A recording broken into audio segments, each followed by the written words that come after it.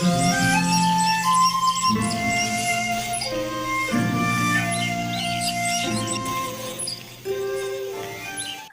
The lord. మన ప్రభును మన రక్షకుడైన యేసుక్రీస్తు వారి శ్రేష్టమైన నామంలో మీ అందరికీ మా హృదయపూర్వక వందనములు. మీరందరూ ఎలా ఉన్నారండి? మీరందరూ కూడా క్షేమంగా ఉండాలని, దేవుని యొక్క మెండైన దీవెనలు మీరు పొందుకోవాలని అనుదినము మానక మీ కొరకు మేము ప్రార్థన చేస్తున్నాం. మరి దేవుడు ఈ రోజున కూడా ఒక మంచి వాగ్దానాన్ని మరి మనకు అనుగ్రహించాడు. ఆ యొక్క వాగ్దానాన్ని మనము ధ్యానం చేసుకుందాం. ఇర్మియా గ్రంథము 31వ అధ్యాయము 17వ వచనాన్ని చదువుకుందాం. రాబోవు కాలమునందు నీకు మేలు కలుగునను నమ్మికయున్నది, నీ పిల్లలు తిరిగి తమ స్వదేశమునకు వచ్చెదరు, ఇదే యెహోవా వాక్కు. నీవు నన్ను శిక్షించితివి, కాడిని అలవాటుగాను కోడె దెబ్బలకు లోబడినట్లుగాను నేను శిక్షకు లోబడుచున్నాను. రాబోవు కాలమందు నీకు మేలు కలుగునని నమ్మిక ఉన్నది. దేవుడు ఈ రోజున మనకిచ్చిన వాగ్దానము, రాబోవు కాలమందు నీకు మేలు కలుగుతుంది. ఇప్పటి వరకు అన్ని కీడులతో నేను ఉన్నావేమో, అంత వ్యతిరేకమైనటువంటి అన్ని ఇబ్బందికరమైనటువంటి పరిస్థితులనే నీవు ఎదుర్కొన్నావేమో. దేవుడు మాట్లాడుతున్నాడు, రాబోవు కాలమందు నీకు మేలు కలుగుటకై నమ్మిక ఉన్నది అని. హల్లెలూయా. మరి దేవుడు మంచి రోజుల్ని ఇస్తానంటున్నాడు, నీ దుఃఖమును కొట్టివేస్తానంటున్నాడు, నీ యొక్క దుఃఖమును ఆనందంగా మారుస్తానంటున్నాడు. గతించిన సంవత్సరము, గతించిన కాలము నీకు కృంగుదలనే మిగిల్చిందేమో. మరి అప్పుడు దేవుని యొక్క సన్నిధి నీకు లేక, దేవునితో సహవాసము లేక, దేవుని యొక్క మాటకు నువ్వు లోబడక నీవు కీడును చూడాల్సి వచ్చిందేమో.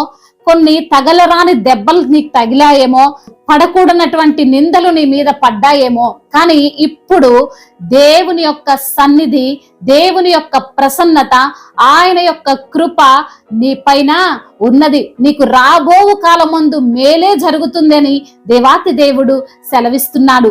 ఆయన వాక్కు చేశాడు, ఆయన వాగ్దానము చేశాడు. ఆయన యొక్క మాట ఖచ్చితంగా మనకు మేలు చేసేదిగానే ఉంటుందండి.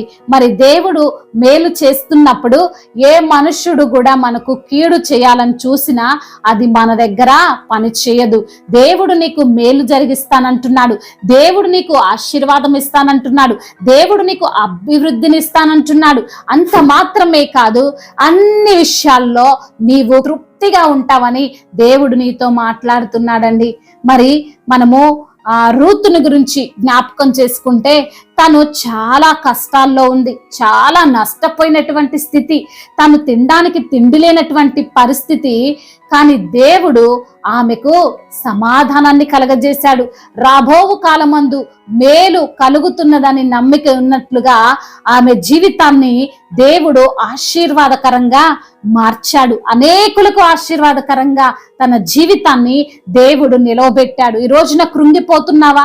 గతకాలము నిన్ను బాధించిందని, గతకాలం అంతా కూడా గడిచిన సంవత్సరములన్నీ కూడా నీవు వేదనతోనే ఉన్నావని, దుఃఖముతోనే ఉన్నావని, మరి నిందలతో అవమానింపబడ్డావని నువ్వు అనుకుంటున్నావేమో.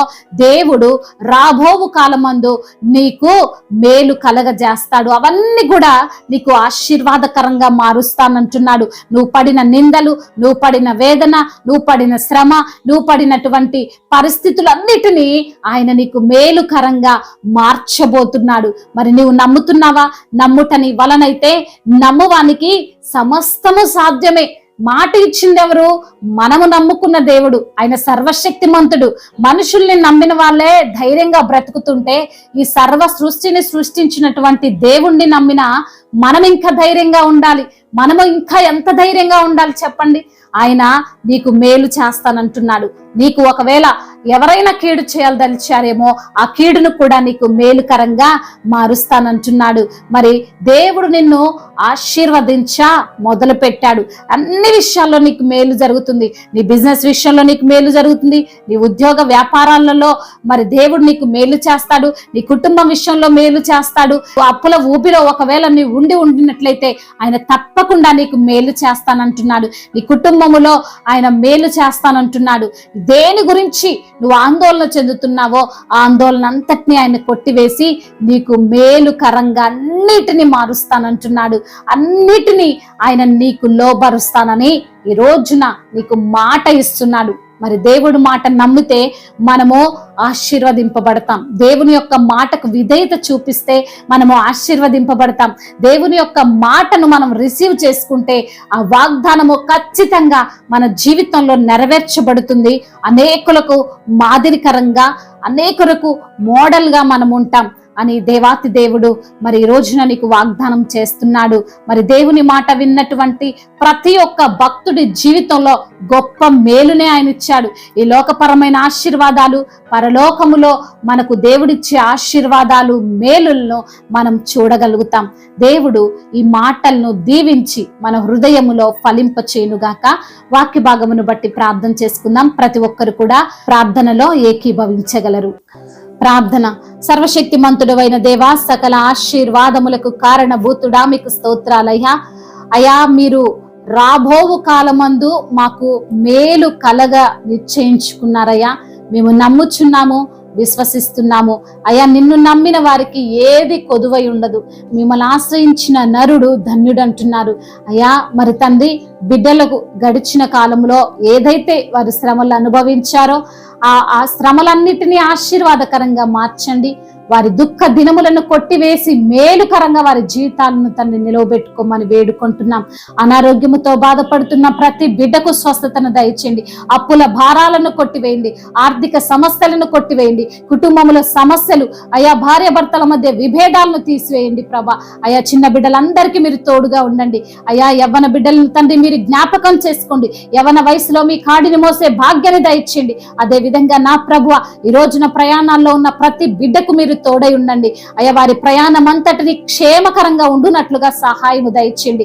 అదే విధంగా నా తండ్రి, దేశాన్ని, అధికారులను మీ చేతికి అప్పగిస్తున్నాం తండ్రి. మీ యొక్క జ్ఞానము చేత తండ్రి అయ్యా నింపి అధికారులను నడిపించమని బ్రతిమిలాడుకుంటున్నాం. ఈ రోజున బిడ్డలు చేయు ప్రతి పనిలో మీరు వారికి తోడుగా ఉండండి. అయ్యా, మీ యొక్క క్షేమాన్ని ప్రతి బిడ్డకి అనుగ్రహించండి. చిన్న బిడ్డలందరినీ కాచి కాపాడమని బ్రతిమిలాడుకుంటున్నాం తండ్రి. అదే విధంగా నా తండ్రి, వివాహాల విషయంలో మీకు మొరపెడుతున్న బిడ్డల యొక్క వివాహము మీ యొక్క చిత్త ప్రకారంగా జరుగునట్లుగా కృప చూపించండి తండ్రి. ప్రతి బిడ్డను మేలుతో నింపండి, తృప్తిపరచండి. అయ్యా, మీరే వారికి ధైర్యాన్ని ప్రసాదించండి. మీ వాగ్దానము వారి జీవితంలో నెరవేర్చండి. ప్రతి బిడ్డతో మీరు మాట్లాడండి. వాక్యమై ఉన్న దేవుడవుతండి. ప్రతి బిడ్డను మీరే ఆదరించి బలపరిచి స్థిరపరచమని బ్రతిమిలాడుకుంటూ నజరేయుడైన యేసుక్రీస్తు వారి శ్రేష్టమైన నామంలో ఈ ప్రార్థనను అడిగి వేడుకొని పొందుకొని ఉన్నాము మా ప్రియ పరలోకపు తండ్రి. ఆమేన్, ఆమేన్. దేవుడు మిమ్మల్ని దీవించి బలపరిచి స్థిరపరచును గాక.